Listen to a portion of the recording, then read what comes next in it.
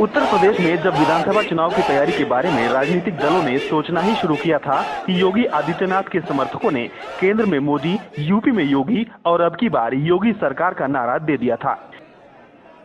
खन्ना जी ने श्रीमान योगी आदित्यनाथ जी का नाम का प्रस्तावना रखा है। उसके बाद श्री दारा सिंह जी, श्री स्वामी प्रसाद मौर्य जी, श्री एसपी बघेल जी, श्री वीरेंद्र सिरोही जी और मुकुट वर्मा जी और अन्य ऐसे 11 लोगों ने ये प्रस्ताव का अनुमोदन किया है। उसके बाद मैं हमारा जो पार्टी का विधि विधान है उसके अनुसार पूछा, योगी जी का नाम आया और किसी का कोई प्रस्तावना है ऐसा भी पूछा मैंने, कारण क्या ये मेरा दायित्व है। मगर उतना भी लोगों ने मौका नहीं दिया। जब लोगों ने सुना योगी जी का नाम का प्रस्तावना, सभी खड़े होके एक मत से सब ने कहा हम सब ये प्रस्तावना को समर्थन कर रहे हैं। इसलिए मैंने सबके सामने घोषित किया है, श्री योगी आदित्यनाथ जी भारतीय जनता पार्टी का विधायक दल का नेता के रूप में चयन प्रक्रिया पूरा हो गया, ऐसा मैंने घोषणा किया है। योगी आदित्यनाथ का जन्म 5 जून 1972 को उत्तराखंड के गढ़वाल में, जो कि तब उत्तर प्रदेश का ही हिस्सा था, में हुआ था। योगी आदित्यनाथ का वास्तविक नाम अजय सिंह बिष्ट है। योगी आदित्यनाथ ने गढ़वाल यूनिवर्सिटी से गणित में बीएससी की डिग्री हासिल की हुई है। 22 साल की उम्र में ही उन्होंने सांसारिक जीवन त्याग दिया और सन्यासी बन गए। इसके बाद उन्हें आदित्यनाथ नाम दिया गया। वो गोरखपुर के गोरखनाथ मंदिर के महंत अवैधनाथ के संपर्क में आए। महंत अवैधनाथ ने उन्हें अपना उत्तराधिकारी घोषित किया था, जिसके बाद वो राजनीति में आए। योगी आदित्यनाथ के नाम सबसे कम उम्र 26 साल में सांसद बनने का रिकॉर्ड है। उन्होंने पहली बार 1998 में लोकसभा का चुनाव जीता था। इसके बाद 1999, 2004, 2009 और 2014 में भी लगातार 5वीं बार लोकसभा का चुनाव जीता। मैदान में आते ही योगी आदित्यनाथ ने सियासत की दूसरी डगर भी पकड़ ली। उन्होंने हिंदू युवा वाहिनी का गठन किया और धर्म परिवर्तन के खिलाफ मुहिम छेड़ दी। उन्होंने कई बार विवादित बयान भी दिए, लेकिन दूसरी तरफ उनका राजनीतिक कद बढ़ता चला गया।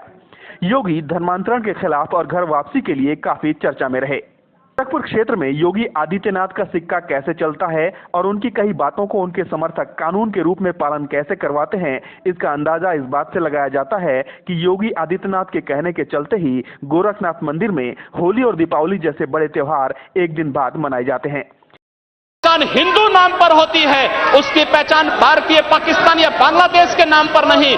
लेकिन अगर उसी हिंदू पहचान को हम इनके ऊपर यहां पर लागू करने का प्रयास करते हैं, इनको बुरा लगता है।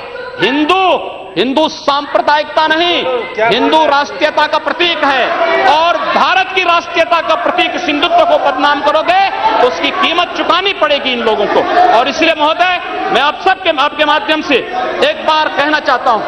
महोदय, एक बार गुरुदेव रविंद्रनाथ टैगोर ने कहा था, गुरुदेव रविंद्रनाथ टैगोर ने एक बात कही थी। उन्होंने कहा था, अगर भारत को समझना है, अगर भारत को समझना है, बैठ जाइए आप, फालतू बात करते हैं। महोदय, उन्होंने कहा, गुरुदेव रविंद्रनाथ टैगोर ने एक बात कही थी और उन्होंने कहा था कि अगर भारत को समझना है तो मैं भारतीय अस्मिता को पहचानना पड़ेगा, और भारतीय अस्मिता को पहचानना है तो स्वामी विवेकानंद के बारे में आप जान लीजिए। स्वामी विवेकानंद ने एक बात कही थी कि गर्व से कहो हम हिंदू हैं।